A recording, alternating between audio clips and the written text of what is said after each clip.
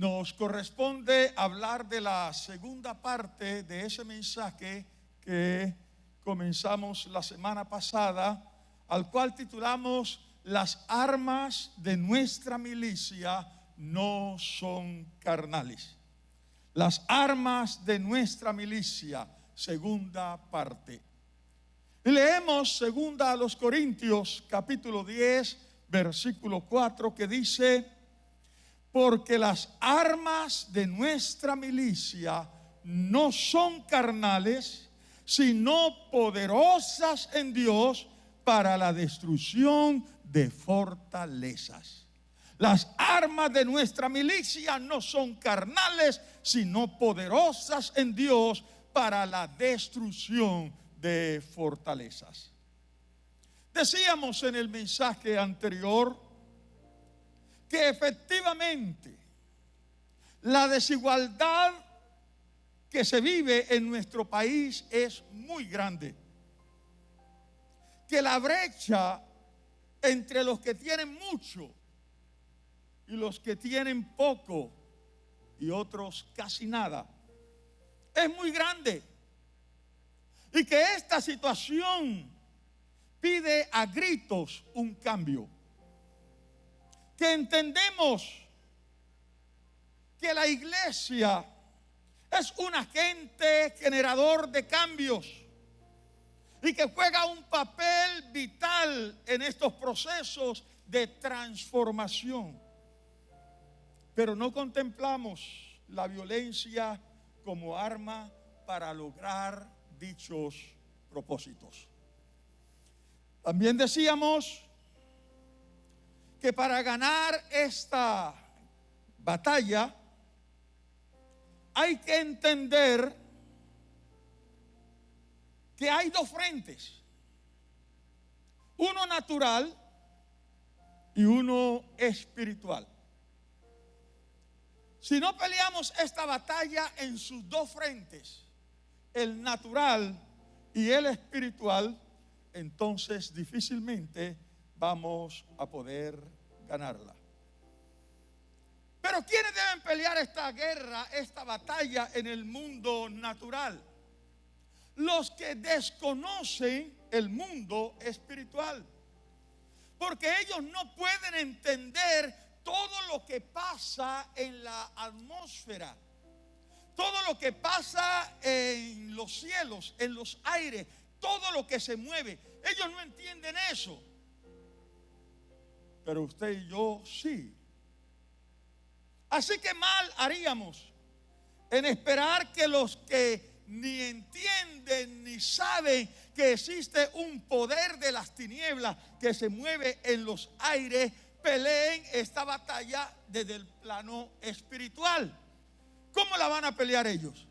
Desde el plano natural. Es lógico, es lo que conocen, es lo que saben que existe.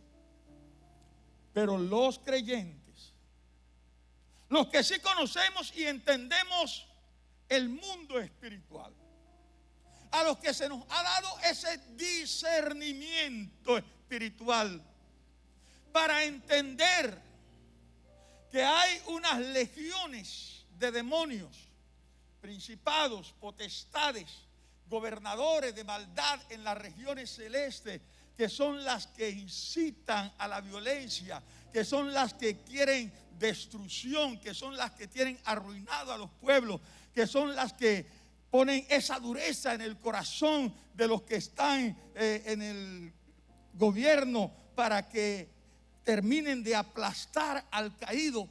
Esas fuerzas el mundo natural no las conoce, pero nosotros los creyentes sí sabemos quién se está moviendo en esas esferas. Entonces nosotros estamos llamados a dar la pelea en esta guerra, enfrentando a esas potestades que están en los aires, no en el mundo natural. ¿Quién va a pelear la pelea en el mundo natural? Los que tienen y entienden el mundo natural. ¿Quiénes pueden pelear esta batalla en el mundo espiritual? Los que tienen el discernimiento espiritual, que son usted y yo, a quienes el Señor nos llamó por su gracia eterna. Por eso Jesús dijo: vosotros sois la sal de la tierra. Pero hace una pregunta: pero si la sal se desvaneciere, ¿con qué será salado? Permítame hacer una aplicación de estas palabras de Jesús al contexto de lo que venimos diciendo. En una guerra convencional existen varias fuerzas. Existe la fuerza naval, existen unas fuerzas terrestres y existe también otras fuerzas, la aviación. Y todas ellas están dirigidas por un comando unificado. Los que planean la guerra, los que saben de estrategia, los que saben dónde hay que apuntar, dónde hay que destruir. Y ellos están reunidos en un lugar mirando dónde hay que atacar y cómo hay que atacar. Les pregunto, ¿qué sucedería en una guerra convencional si los de la aviación, los que tienen la responsabilidad de cuidar el espacio aéreo, los que tienen la responsabilidad de combatir a las potestades, a las fuerzas contrarias aéreas, decidieran dejar sus aviones en tierra y empuñar un fusil y ayudar a las fuerzas terrestres? Efectivamente están participando de la guerra, pero serían efectivos. ¿No sería mucho más efectivo usando las armas que se le dieron, que son mucho más poderosas que un fusil? ¿Qué cree usted que pasaría con ese comandante de las fuerzas aéreas que decidió: no, vamos a dejar los aviones en tierra y vamos a comenzar la guerra con un fusil? No. Sería un absurdo. Peor aún, ¿qué pasaría si ese comando conjunto que está diseñando la estrategia, que sabe dónde hay que atacar, en qué momento hay que defender, decidieran salir de esa junta para empuñar un fusil y hacer la guerra? Estarían haciendo la guerra, pero ¿qué creen ustedes que pasaría en esa guerra? Pérdida, destrucción, porque esos recursos no se están optimizando. Cuando la Fuerza Aérea deja su tarea para venir a pelear en tierra, están despreciando un potencial tremendo. Cuando los del comando central dejan su posición para empuñar un fusil, no están sumando, están restando, porque él con un fusil no puede hacer lo que puede hacer su sapiencia en cuanto a la estrategia de guerra. Esto es lo que enseña el apóstol Pablo a la iglesia. Dice que nosotros, los creyentes, los que tenemos el discernimiento espiritual, no tenemos luchas contra sangre y carne. Ese sangre y carne es contra seres humanos. No tenemos lucha contra sangre y carne, sino contra ¿quiénes? Principados, potestades, gobernadores de las tinieblas de este siglo, contra huestes espirituales de maldad que habitan ¿dónde? En las regiones celestes. Pablo dice: miren, no desperdicien su fuerza peleando esta guerra en el mundo de lo natural. Dejen que los que no tienen el discernimiento espiritual peleen la guerra en el mundo natural. Pero ustedes fueron llamados a hacer algo mucho más poderoso. Ustedes fueron llamados a destronar a las potestades, a destronar a los principados, a destronar a las fuerzas espirituales de maldad que habitan en las regiones celestes. Esa es nuestra tarea, esa es nuestro papel. El mundo no lo puede hacer porque el mundo no conoce a Dios, ni conoce tampoco las armas espirituales. Pero los que sí conocemos las armas espirituales, estamos llamados a usarlas. Los que están viviendo en el mundo natural, es lógico que peleen esta guerra en el mundo natural. Aclarando, sin violencia.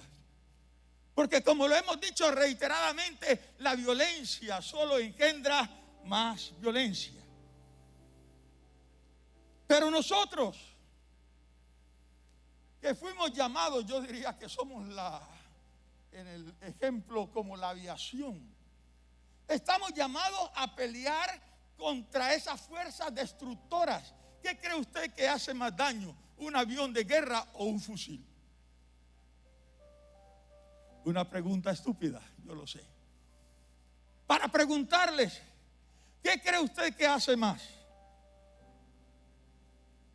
¿Ir a tirar una piedra o hacer lo que sabemos hacer, que es guerrear contra el enemigo y decirle: Satanás, Colombia no te la vamos a entregar? Colombia pertenece a Jesucristo y por ella vamos a luchar. ¿Qué cree usted?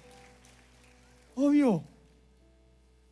En los tiempos de Jesús, la injusticia social que vivían los judíos era muy grande, impresionante. Los romanos los habían sometido y los obligaban a pagar una andanada de impuestos que con el tiempo se hicieron imposible de pagar. Muchos que poseían tierras, les tocó venderlas para poder pagar los impuestos. Se volvieron jornaleros y cada día la opresión era mayor. Eso hizo que se levantara un movimiento subversivo llamado los celotes. De hecho, la Biblia habla de uno de los discípulos de Jesús, Simón el Celote. Ese Simón el Celote hacía parte de este grupo subversivo que se formó para atacar a las legiones romanas, porque estaban cansados de estar bajo la bota del imperio romano. Y ellos sabían que no podían librar una guerra contra el imperio romano. Pero entonces hacían el trabajo de guerrillas. Se escondían y donde veían a un soldado romano, lo apuñalaban, le pegaban una puñalada y huían. Ese era el trabajo de estos celotes. Cuando Jesús hace su entrada triunfal en Jerusalén, cuando los judíos se enteraron, y especialmente los celotes, que este hombre hacía milagros, que aglutinaba multitudes, dijeron: este es el hombre que nosotros necesitamos. Esta es la persona que nos puede llevar a organizar un ejército para enfrentarnos al imperio romano. El día de la entrada triunfal de Cristo a Jerusalén, había muchos celotes. Había muchos de los que creían en Jesús como el Mesías, pero no el Mesías que vendría a libertar al ser humano de su condición de pecador, sino alguien que iba a dirigirlo en esa batalla contra el imperio romano.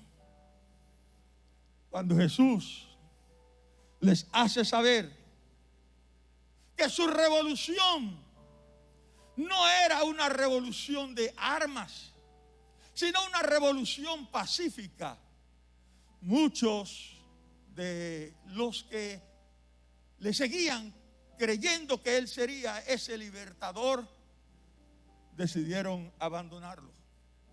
Muchos de los celotes dijeron: este tipo es una farsa. Y de inmediato no solo lo tildaron de impostor, sino que procuraron su muerte. Porque ellos no concebían una revolución pacífica. Algunos dicen no se puede hacer una revolución pacífica.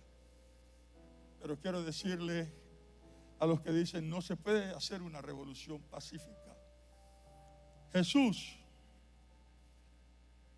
hizo una revolución pacífica y fue la revolución más grande que la historia haya conocido.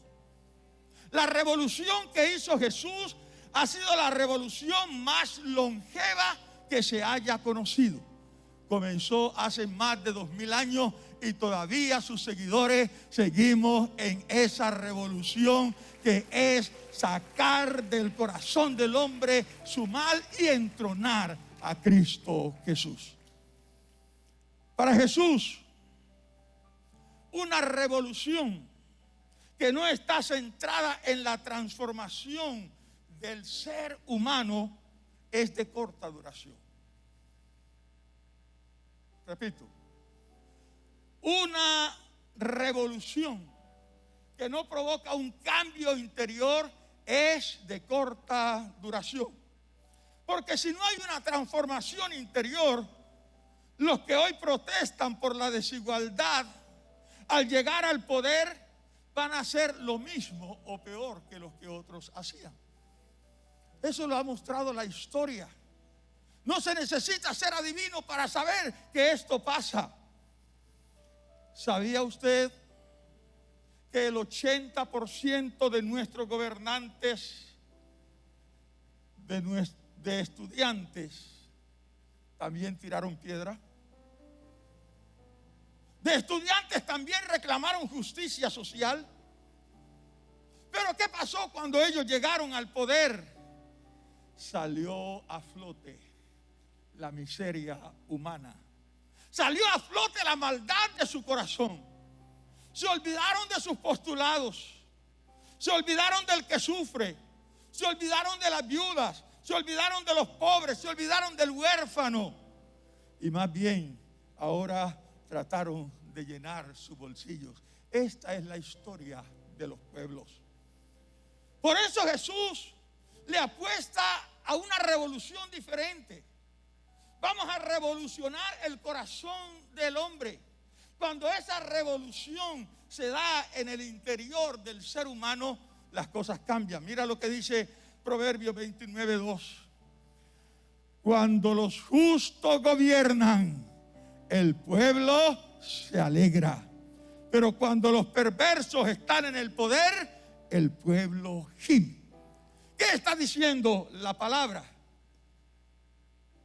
Sea quien sea que suba al poder, si no hay una transformación interior, esto es pan para hoy, hambre para mañana. Si no, eche una mirada al pasado, lo que ha sucedido en otros pueblos. Solo un corazón sano podrá sentir el dolor del que sufre. Podrá sentir la necesidad de aquella madre, cabeza de hogar, que no sabe qué comerán sus hijos mañana.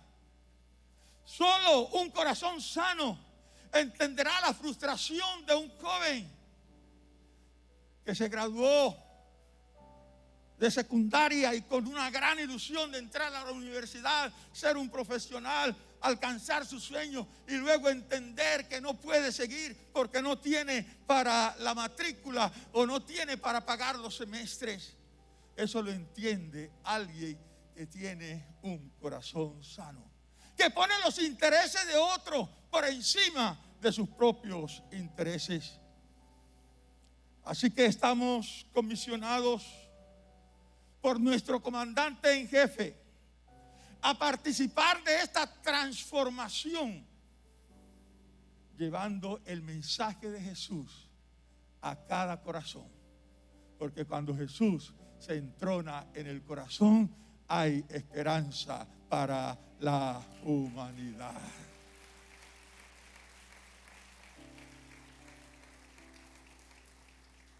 Entonces, mis amados, hemos sido comisionados por nuestro comandante en jefe, Cristo Jesús, a continuar esta batalla, pero usando nuestras armas, que para nada son intrascendentes. Más bien, dice Pablo, son poderosas en Dios para la destrucción de fortaleza. Alabado sea el nombre del Señor. Permítame cerrar este mensaje con una de esas decenas de historias que quedaron consignadas en la Escritura para que no se nos olvide lo poderosa que es esta arma llamada la oración. Un día, mientras Israel estaba en Refidim, en el desierto, estaban dando vueltas, los amalecitas decidieron atacar al pueblo de Israel por sorpresa. Ellos no estaban en guerra, no esperaban ser atacados, y de pronto fueron atacados. Y por supuesto, el pueblo comienza a retroceder y los amalecitas prevalecían contra ellos. Frente a esa situación, el líder Moisés le dice a Josué: organiza el ejército, enfréntalos. Pero él llama al sumo sacerdote Aarón y a un líder, Hur: vamos al collado del monte, vamos a orar. Él les pide que vayan a orar mientras Israel está perdiendo la batalla. No me extraña que muchos hayan censurado a Moisés.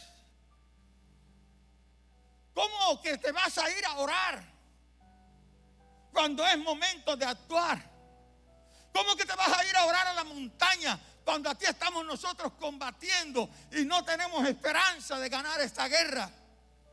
Cuando los amalecitas nos están haciendo triza, tú decides irte al collado a orar.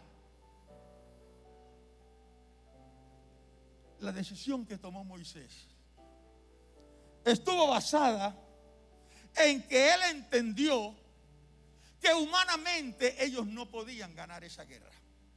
Humanamente esta es una pelea desigual.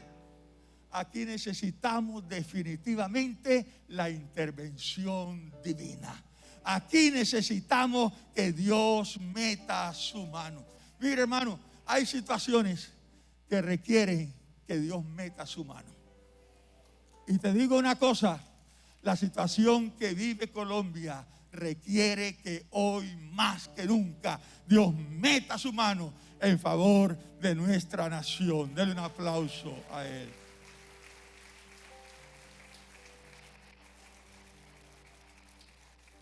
Moisés, alguien con discernimiento espiritual, entendió el asunto.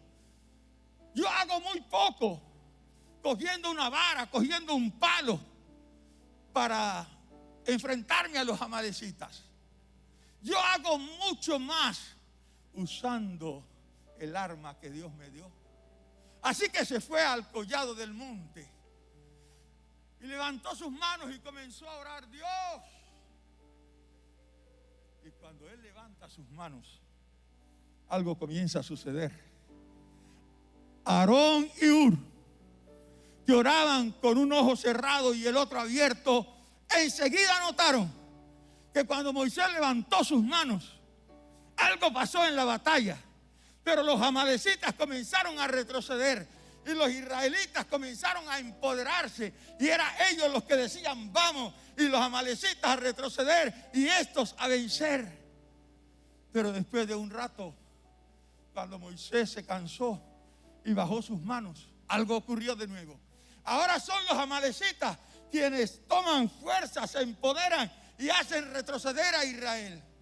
Estos que oraban con un ojo cerrado y el otro abierto dijeron: no. Esta batalla, si vamos a ganarla, es teniendo las manos de Moisés en alto. Así que enseguida buscaron una piedra, sentaron a Moisés. El uno le tomó la mano izquierda, el otro le tomó la mano derecha. Y cuando Moisés tiene sus manos levantadas, como que algo extraordinario ocurrió en el ejército, pero estos se empoderaron y comenzaron a hacer retroceder a los amalecitas, y en la tarde ya no quedaba un solo amalecita, porque Dios les había dado la victoria. Hermano, no sé si esto te dice algo. Lo que no se puede lograr con la fuerza física, todavía hay un poder que nos queda a los hijos de Dios, y es el poder del Dios de la gloria para destruir fortaleza en contra del pueblo. Ellos entendieron que hay guerras que hay que ganarlas de rodillas. El diablo le teme más a un creyente de rodillas que a un creyente que esté tirando piedras. Porque esas fuerzas del mal que habitan en las regiones celestes, si a alguien le tiene miedo, es a las fuerzas espirituales. Ellos se ríen de las armas naturales, pero las armas espirituales son las que los ponen en jaque. Y por eso el llamado de Dios a la iglesia, y mi súplica hoy a los creyentes que están aquí, pero a todos los que vean este mensaje por algún medio, no menospreciemos el poder de la oración. La oración ha sido, es y será siempre un arma poderosa contra la destrucción de fortaleza satánica en el nombre del Señor. Aleluya. Póngase de pie, por favor. Y ahí en pie vamos a tomar un minuto para decirle a Dios: entendemos que si Colombia va a cambiar, será por intermedio de tu intervención. Si hay esperanza para mi país, será porque tú estás entronado en el corazón de los que han de regir los destinos de esta nación.